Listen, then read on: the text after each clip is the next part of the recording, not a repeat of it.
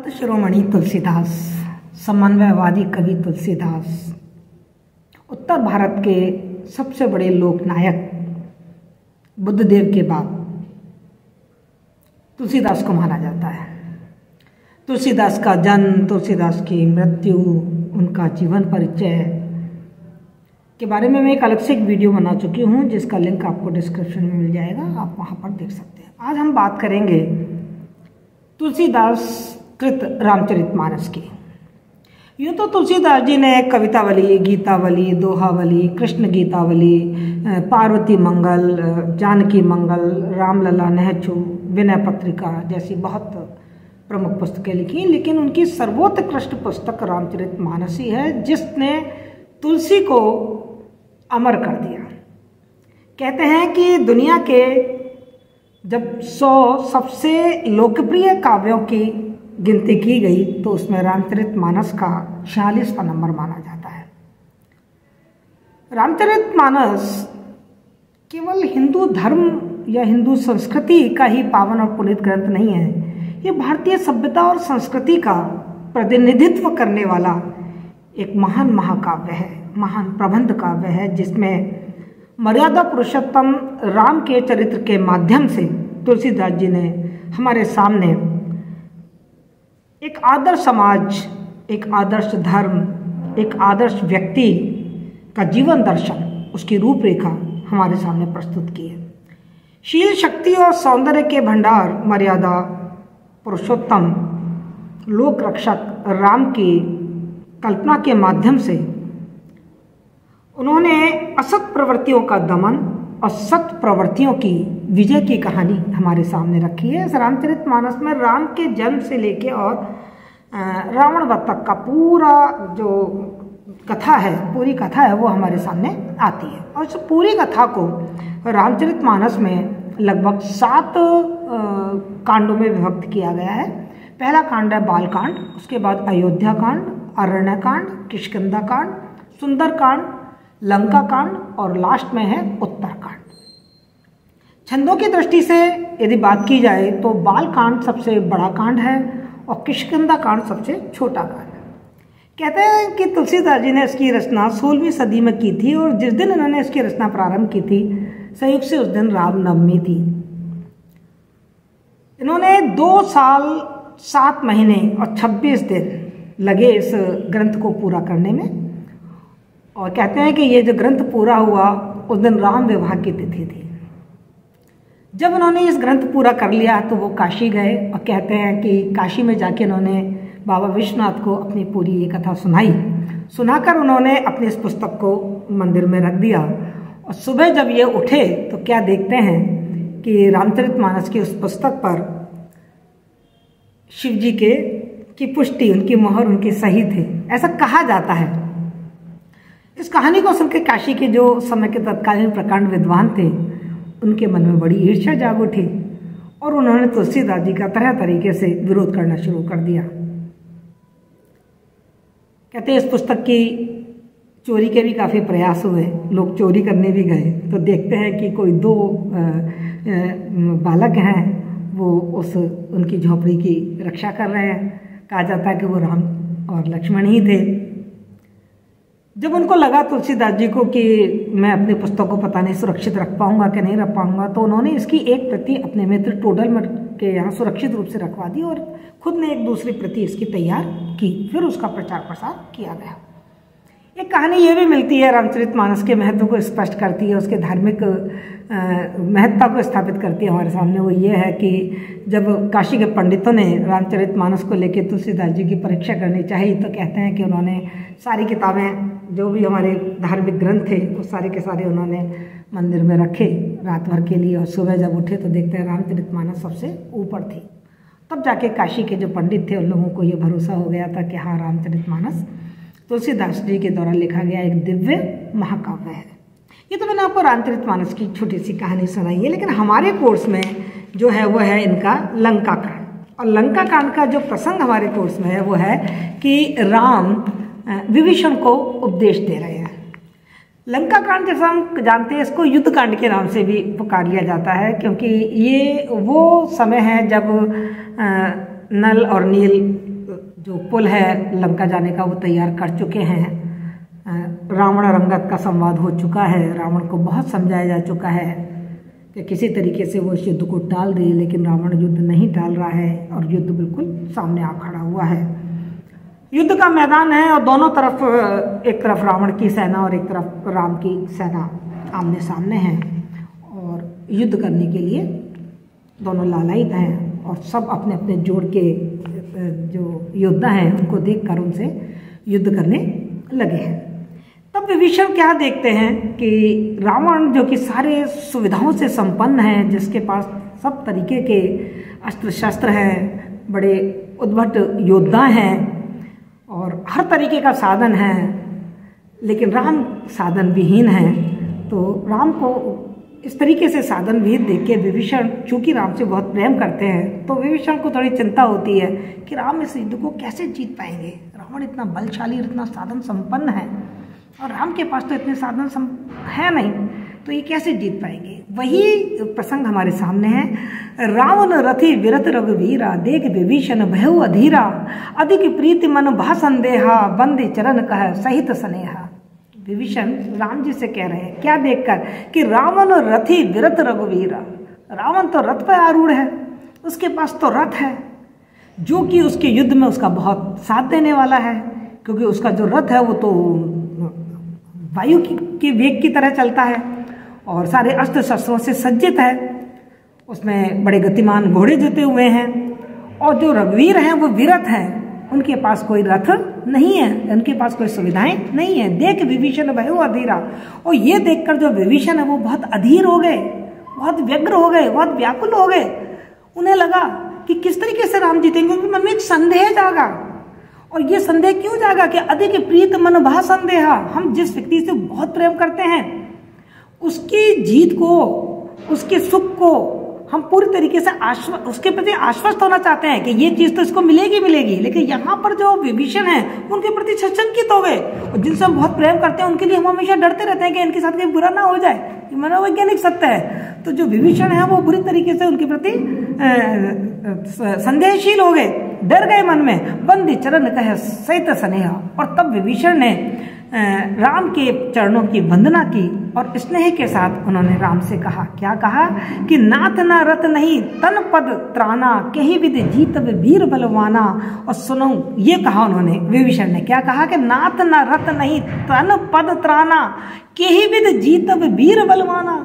ये जो वीर बलवान है रावण और उसके उद्भट जो इतने जबरदस्त इसके योद्धा हैं, ऐसे बड़े वीर बलवान महारथी से आप कैसे जीतोगे? किस तरीके से, कही विद, किस तरीके से आप इसको जीत पाओगे? क्योंकि नाथ ना रथ, हे स्वामी आपके पास तो ना रथ है और ना ही आपके तन पर कोई कवच है जो आप इसके जो बाण है और इसके जो शस्त्र है उनका आघात झेल पाओगे, और ना आपके तो पैरों में जूते तक नहीं है, आपके पास पदत्राण नहीं है, जूते नहीं है, नंगे पैर आप जंगलों में चलते हुए यहाँ से आए हो, अर्थात आपके पास कोई सुविधा और साधन नहीं है। युद्ध जीतने के लिए जो आवश्यक संसाधन होने चाहिए वो आपके पास नहीं है, आप कैसे जीत पाओगे? सुनहु सका कह कृपा निधाना, यही जय होई सो सेंदन आना। और उनकी अधीरतापूर्ण इस वाणी को सुनकर राम विभीषण से बोलते हैं, सुनो सखा, हे मेरे मित्र सुनो मेरी बात, कह कृपा निधाना, जो कृपा के भंडार हैं, जो दया के निधान हैं, ऐसे कृपा के भंडार राम विभीषण से बोलते हैं कि मित्र मेरी बात सुनो, ये ही जय होई सो सेंदन आना। वो कहते हैं कि जो जय होने वाली है ना, और जो विजय होती है, जो जीत होती है, वो इस तरीके के धनुष बाण और रथों के द्वारा नहीं होती। असली जो विजय होती है ना, उसके लिए तो कुछ विशिष्ट प्रकार के रथ, कुछ विशिष्ट प्रकार के हथियार और अस्त्र शस्त्रों की और धनुष बाणों की आवश्यकता होती है। वो मैं तुमको आज बताता हूँ। वो क्या है, ध्यान से सुनो। वो कहते हैं कि सोरज धीरज तेई रथ चाका, कहते हैं कि विजय प्राप्त करने के लिए इस रथ की आवश्यकता नहीं है जिस पर रावण बैठा हुआ है। ये तो भौतिक रथ है जो लकड़ी, लोहे और धातुओं से बना हुआ है। विजय प्राप्त करने के लिए जिस रथ की जरूरत होती है ना, उस रथ के जो पहिए होते हैं वो किससे बने होते हैं? शौर्य और धैर्य से बने होते हैं। यानी कि युद्ध शौर्य, वीरता, साहस, बहादुरी और धैर्य के साथ जीते जाते हैं। रथों के द्वारा नहीं जीते जाते। देखिए कहीं ना कहीं ये जो बातें हैं वो हमें एक संदेश दे रही हैं कि हमें जीवन में सफलता प्राप्त करनी है। और कई बार हम लोग ये बहाना लगाते हैं कि हमारे पास साधन नहीं है, पुस्तकें नहीं हैं, हमारी क्लासेस नहीं हो रही हैं, टीचर नहीं हैं, हम कैसे पढ़ें। तो साधनों का बहाना वो लोग लगाते हैं जो कि काम करने से भागते हैं, जो कामचोर होते हैं। वास्तव में यदि आपके मन के अंदर भावना है ना, तो आप कहीं ना कहीं से साधन जुटा ही लेंगे। और आपके अंदर एक आत्मबल होना चाहिए, एक आत्मविश्वास होना चाहिए और एक जुनून होना चाहिए, लक्ष्य होना चाहिए, तो आप कठिन से कठिन चीज को भी जीत लेंगे।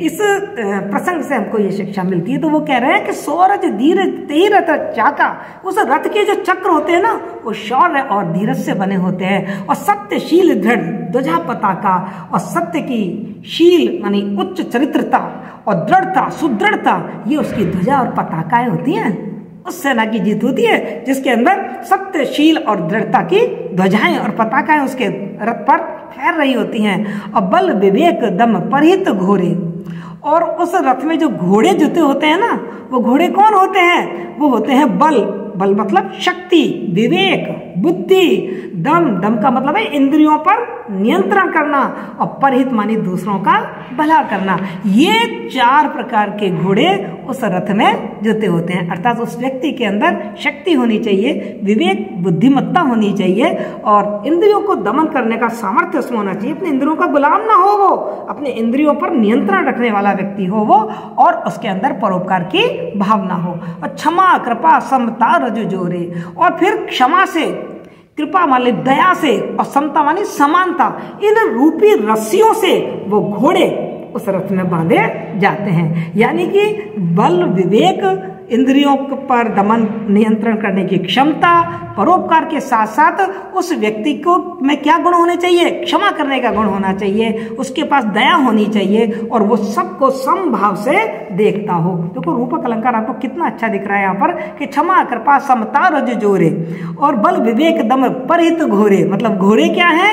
ये बल विवेक और दम और परिहित रूपी घोड़े, क्षमा कृपा समता रूपी रजू, रजू मानी रस्सियों से वो बंधे हुए होते हैं घोड़े उस रथ से। और इस भजन सारथी सुजाना, और उस रथ का जो सारथी होता है ना, वो कौन होता है? ईश्वर का भजन, ईश्वर का स्मरण, ऐसा सुजान उसका सारथी होता है। यानी कि ईश्वर की स्मृति जिसके मन में हमेशा रहे, उसी का रथ युद्ध में आगे रहता है। और विरति चर्म संतोष कृपाना, अब आप कह रहे हो कि मेरे पास कोई कवच नहीं है, वो कह रहे हैं विरति, विरति मानी वैराग्य, मुझे कोई सांसारिक मोह माया नहीं है, उस वैराग्य रूपी मैंने कवच पहन रखा है। और संतोष कृपाना, और संतोष रूपी कृपान तलवार मेरे पास है। और दान परस बुद्धि शक्ति प्रचंडा, और मेरे पास फरसा किसका है? दान रूपी फरसा है। मतलब युद्ध, वो अस्त्र शस्त्रों के नाम बता रहे हैं, तो वो कह रहे हैं मेरे अस्त्र शस्त्र कौन है? संतोष मेरा तलवार रूपी शस्त्र है, और जो दान रूपी जो फरसा है वो मेरा शस्त्र है। और बुद्धि शक्ति प्रचंडा, और जो मेरे पास जो बुद्धि है वो मेरे अंदर प्रचंड शक्ति भर रही है। बर विज्ञान कठिन को दंडा, और राम जी कह रहे हैं कि मेरे पास बर विज्ञान रूपी कठोर धनुष है। कोदंडा, कोदंडा मानी धनुष है, मतलब मेरे पास सारे अस्त्र शस्त्र हैं। ये तो सारे भौतिक शस्त्र हैं जो तुम्हें दिखाई दे रहे हैं, पर मेरे पास जो भावनात्मक, जो सद्गुण रूपी जो शस्त्र हैं वो मुझे इस युद्ध में जीत दिलाएंगे। और अमल अचल मन त्रोण समाना, और वो कह रहे हैं कि मेरे जो इन वीरों के पास जो तरकश है ना, मेरा तरकश क्या है? अमल अचल मन, मेरा मन जो हमेशा मलिनता से दूर रहता है, गंदगी से दूर रहता है और स्थिर रहता है, चलायमान नहीं है। इस मन रूपी मेरे ऊपर, मेरे पास तुणीर है, जो मेरा तरकश है वो ये है। और सम जम नियम सिली मुख नाना, और मेरे ऊपर शम मतलब अपने मन पे नियंत्रण करने वाला, यम और नियम रूपी जो मेरे शस्त्र हैं, ये मेरे बाण हैं।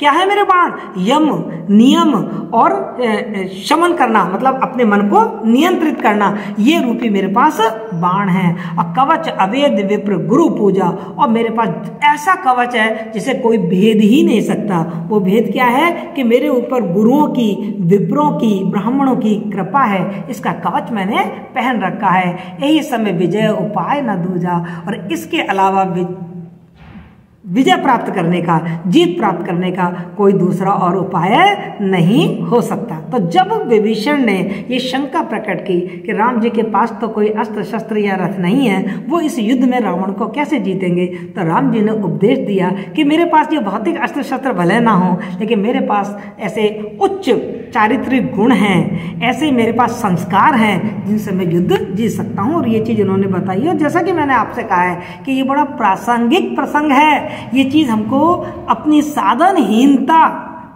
के प्रति जो हमारे मन में एक शंका रहती है, उसको हटाकर अपने लक्ष्य के प्रति लग जाइए। चारित्रिक गुण होनी चाहिए, जुनून होना चाहिए, पैशन होना चाहिए, आप हर युद्ध में जीतेंगे। सखा धर्ममय असरथ जाके, वो कहते हैं हे सखा, जिसके पास इस तरीके का धर्मपूर्ण रथ हो। कैसा रथ हो? जिसमें ऊपर लिखा गया कि ऐसे उसमें चक्र हैं, ऐसे उसके घोड़े हैं, ऐसी उसकी रस्सी है, ऐसी उसकी पताका है, ऐसे उसमें बाण हैं, ऐसे उसमें धनुष हैं, ऐसा उसका तुणीर है, ऐसे उसकी शक्ति है। ऐसे धर्म में जो रथ जिसके पास हो, जीतन कहना कतौ रिपुता के, बताइए वो व्यक्ति कैसे नहीं जीत सकता? हर तरीके के दुश्मन को हर हालत में जीत ही लेगा। महा अजय संसार को जीत सकई सो भीर, और जाके असरत होई दृढ़ सुनहु सका मत धीर। और फिर राम जी कह रहे हैं कि इस महान संसार को, जिस संसार में जन्म और मृत्यु का फेर पड़ा हुआ है, इस संसार को, जन्म मृत्यु को भी जीतने वाला जो व्यक्ति है, वो इस संसार को जीत सकता है जिसके पास ये धर्म रूपी रथ हो, जिसके पास ये चरित्र और संस्कार रूपी गुण होंगे। वो निश्चित रूप से इस संसार में जन्म मृत्यु का जो जाल फैला हुआ है उसको भी जीत लेगा। जाके असरत होई दृढ़ सुनहु सखा मत धीर, हे सखा तुम सुनो, तुम धैर्य के साथ और बुद्धि के साथ मेरी इस बात को सुनो। जिसके पास ऐसा रथ होगा वो बड़े से बड़े युद्ध को भी जीत लेगा। ये तो एक छोटा सा युद्ध है, मैं तो संसार के जन्म मृत्यु के युद्ध की बात करता हूं, उसको भी वो बहुत अच्छी तरीके से उसका विजय कर लेगा। सुन प्रभु बचन विभीषण हर्षि गहे पद कंज, और यही में से मोहि उपदेश राम कृपा सुख पंज। और यहाँ पर फिर विभीषण कहते हैं, उनके ऐसे प्रेम पूर्ण प्रभु जी के वचन सुनकर जो विभीषण है वो बहुत ज्यादा प्रसन्न हो गए, हर्ष माने प्रसन्न हो गए। और गहे पद कंज, देखो फिर रूपक अलंकार आ गया, और उनके कमल रूपी पैरों को उन्होंने पकड़ लिया, चरण स्पर्श करके वो बोले कि यही में से मोहि उपदेश राम कृपा सुख पुंज। हे राम, तुम कृपा और सुख के पुंज हो, तुम कृपा और सुख के आगार हो, निधान हो, भंडार हो। तुम इसी बहाने तुमने मुझे ये उपदेश दे दिया कि एक चरित्रवान और संस्कारशील व्यक्ति ही हर तरीके के युद्ध में विजय प्राप्त करता है। उत पचार 10 कंदर इत अंगद हनुमान, और लरत निशाचर भालु कप करि निज निज प्रभु आन। और फिर तुलसीदास जी ने वर्णन किया है कि इस तरीके से इस युद्ध में हम देख रहे हैं कि एक तरफ रावण के बड़े बड़े योद्धा थे और दूसरी तरफ राम जी के योद्धा थे अंगद और हनुमान। तो उनकी जो सेना थी वो अपने अपने सेनापतियों का जयगान करते हुए, उनका बखान करते करते, और जो निशाचर हैं और जो भालू और कपी हैं वो आपस में अपने अपने प्रभु, अपने अपने स्वामी, अपने अपने सेना नायकों का बखान करके, उनकी स्मृति करके, उनकी वीरता की स्मृति करके और लड़ने लगे। इस तरीके से रावण और राम का युद्ध प्रारंभ हुआ। तो मैंने आपको ये लंका कांड का छोटा सा प्रसंग आपको समझाया, भाव में आपको समझाई चुकी हूँ। भाषा इसकी अवधि है, हम सब जानते हैं रामचरितमानस अवधि में लिखा गया है। इसमें जो छंद है वो चौपाई और दोहा छंद है। जो हम ऊपर देख रहे हैं, रावण रथी व्रत रघुवीरा, ये चौपाई छंद है। चौपाई छंद में 4 चरण होते हैं, प्रत्येक चरण में 16 मात्राएं होती हैं। और ये नीचे 3 इसमें दोहे दे रखे हैं, महा अजय संसार रिपु जीत सकई सो वीर, जाके असरत होए दृढ़ सुनहु सका मति धीर, है ना। ये 3 इसमें दोहे दे रखे हैं। दोहा भी एक प्रसिद्ध छंद है और हमने ये देखा है कि दोहा में भी 4 चरण होते हैं, लेकिन ये विषम छंद है। इसके जो पहला और तीसरा जो चरण होता है उसमें 13-13 मात्राएं होती हैं, दूसरे और चौथे में 11-11 मात्राएं होती हैं। तो हमने देखा छंद, दोहा और चौपाई है, भाषा अवधि भाषा है। ये इसके आप काव्यगत विशेषताएं जब आएंगी तब इसको लिख सकते हैं आप। साथ में आप अलंकार देख लीजिए, अनुप्रास अलंकार है और रूपक अलंकार तो जगह जगह आपको दिखाई दे ही रहा है। तो इसी के साथ हमारा आज रामचरितमानस का लंका कांड का जो प्रसंग हमारे कोर्स में दे रखा है वो मैंने आपको समझा दिया है। फिर भी कोई प्रॉब्लम हो तो आप कमेंट बॉक्स में जरूर लिखें, मैं आपकी प्रॉब्लम सॉल्व